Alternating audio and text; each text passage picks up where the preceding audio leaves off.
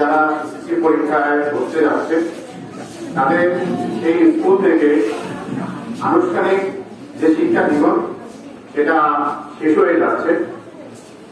আজ থেকে 5 বছর আগে আমি এই স্কুলে যখন 2019 সালে যোগদান করেছিলাম, সেই দিন এই শিক্ষার্থীরা 6ষ্ঠ শ্রেণীতে ভর্তি হয়েছিল। আমার সেই দিনের আজকে যে স্মৃতি স্পষ্ট চোখে ভাসে, যে পাশের রুমটাতে সেদিন 6 এর ক্লাস হতো। সেদিন আমি 6 এর ক্লাস দিয়েছিলাম। সেদিন দেখেছিলাম এরা ছোট্ট ছোট্ট বাচ্চা ছিল, আজকে এরা বড় হয়ে যাচ্ছে। এবং একটা যেটা আমার সবসময় একটা আফসোস থাকে, সেটা হচ্ছে আমার যতটুকু আমার দেওয়ার ইচ্ছে থাকে সবটুকু কিন্তু আমি বিগত বছরগুলোতে 2019 সাল থেকে এখন পর্যন্ত দিতে পারিনি। সুতরাং এটা হলো আমার সবসময় একটা আফসোস, কারণ সেখানে ইরেগুলারিটি একটা সবসময় আমাদের থাকে।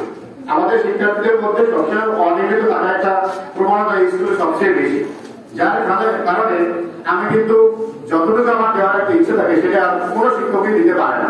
তো যাই হোক, এখন যে 1 মাস সময় আছে, সেই 1 মাস তোমরা একেবারে যে 30 দিন যদি সময় থাকে, সেই 30 দিনের প্রত্যেকটা সেকেন্ড ভাগ করে তোমরা ইউটিলাইজ করার চেষ্টা করবো, সব ব্যবহার করার চেষ্টা করবো।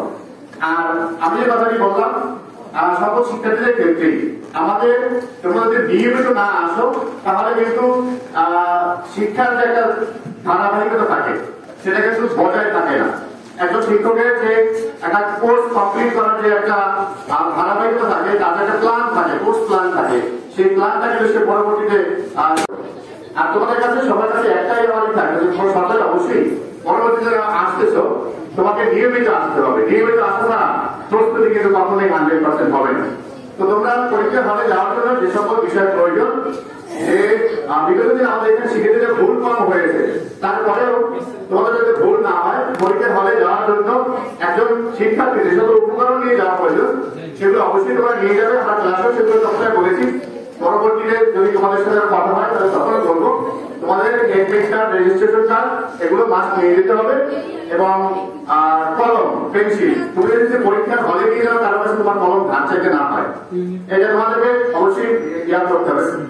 আর স্কুল ড্রেস এবং আইডি কার্ড, তোমাদের কিন্তু সকলকে আমরা আইডি কার্ড দিয়েছি, স্কুল ড্রেস আইডি কার্ড করে যাবে। এবং এটা হচ্ছে আমাদের স্কুলের একটা আইডেন্টিটি।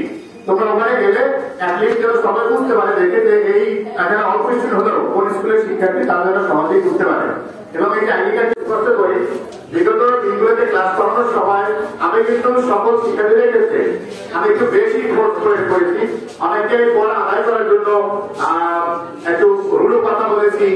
ইভেন স্কুলে লাঠি যেটা নেই, তারপর আমি কিন্তু সেটা করেছি। কারণ হচ্ছে আমার উদ্দেশ্য ছিল একজন শিক্ষার্থী যাতে পড়া আদায় করার বিষয়ে। আমি পড়া আদায় করার ক্ষেত্রে কখনোই কোনো ধরনের কম্প্রোমাইজ করার চেষ্টা করি না।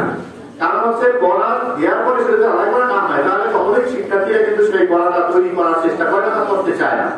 সেজন্য আমি যদি তোমাদেরকে অতিরিক্ত পরিমাণে কোনো বল প্রয়োগ করে থাকি তাহলে অবশ্যই তোমরা সবাই ক্ষমা করে দিবে। কারণ মানুষ মরণশীল, যদি হঠাৎ করে কখনো এরকম হয় যে আমি মরে গেছি কিন্তু তোমাদেরকে কোনো বিষয়ে আমি কষ্ট দিয়েছি কিন্তু তোমরা সেই কথাটা মনে রেখেছো, তাহলে অবশ্যই আমাকে সেই জন্য জবাবদিহি করতে হবে পরকালে।